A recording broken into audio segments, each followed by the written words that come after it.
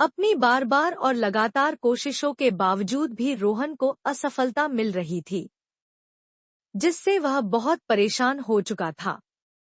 एक दिन वह इसी सोच में डूबा हुआ अपने घर के आंगन में बैठा हुआ था कि उसे सफलता कैसे मिलेगी। तभी उसके घर के सामने से एक साधु गुजर रहे थे। उन्होंने देखा कि रोहन वहां बैठा हुआ है, क्योंकि उन्हें बहुत भूख लगी थी। तो उन्होंने रोहन से खाने के लिए कुछ मांगा। रोहन उन्हें घर के अंदर से कुछ लाकर खाने के लिए देता है। तभी साधु ने आशीर्वाद देते हुए उससे कहा कि तुम्हें तुम्हारे हर एक काम में सफलता मिले। साधु के इस आशीर्वाद को सुनने के बाद रोहन ने तुरंत ही साधु से कहा, साधु महाराज, आपका यह आशीर्वाद शायद मेरे काम का नहीं है, क्योंकि मैं बहुत सारे प्रयत्न कर रहा हूँ, लेकिन मुझे सफलता नहीं मिल रही है। आप ही बताइए कि मुझे सफलता कैसे मिलेगी। तभी साधु महाराज ने उससे कहा, हर व्यक्ति सफलता का पीछा करता ही करता है। मुझे लगता है यदि हम असफल हैं, तो इसका कारण हम खुद ही होते हैं, क्योंकि हम अपने अंदर झांकना ही नहीं चाहते।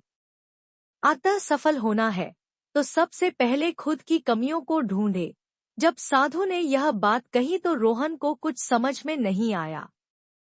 उसने साधु महाराज से कहा, आपकी यह बात मुझे समझ में नहीं आ रही है, कृपया स्पष्ट कहकर मुझे बात समझाइए।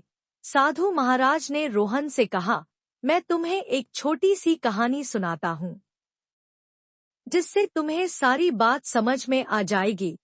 फिर साधु महाराज ने एक कहानी सुनाई और कहा, एक बार कबूतर के एक जोड़े ने अपने लिए घोंसला बनाया, परंतु जब कबूतर जोड़े उस घोंसले में रहते तो उन्हें अजीब बदबू आती रहती थी। उन्होंने उस घोंसले को छोड़कर दूसरी जगह एक नया घोंसला बनाया, मगर स्थिति वैसी ही थी। बदबू ने यहाँ भी उनका पीछा नहीं छोड़ा। परेशान होकर उन्होंने वह मोहल्ला ही छोड़ दिया और नए मोहल्ले में घोंसला बनाया।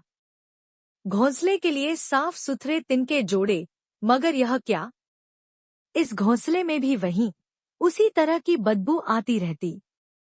थक हार कर उन्होंने अपने एक बुजुर्ग चतुर कबूतर से सलाह लेने की ठानी और उनके पास जाकर सारी बात बताई।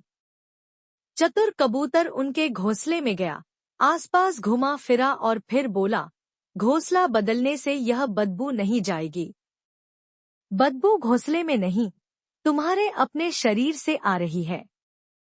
खुले में तुम्हें अपनी बदबू महसूस नहीं होती, मगर घोंसले में घुसते ही तुम्हें यह महसूस होती है और तुम समझते हो कि बदबू घोंसले से आ रही है। तो अब जरा दोनों अपने आप को साफ करो। इस तरह कहानी के द्वारा साधु महाराज ने जो भी बात समझाई वह रोहन की समझ में आ गई। अंत में साधु महाराज ने रोहन से कहा कि पूरी दुनिया से खामियां निकालने और बदबू ढूंढने के बजाय हम अपने भीतर की खामियों, कमजोरियों और अपवित्रता रूपी विकारों, बदबू को हटाएं, तो दुनिया सचमुच खूबसूरत और खुशबूदार हो जाएगी और आपको मन वांछित सफलता मिल जाएगी। इतना कहकर साधु महाराज वहां से अपने मार्ग पर चले गए, लेकिन रोहन को सफलता का मार्ग दिखा गए। Please like, share and subscribe to my channel.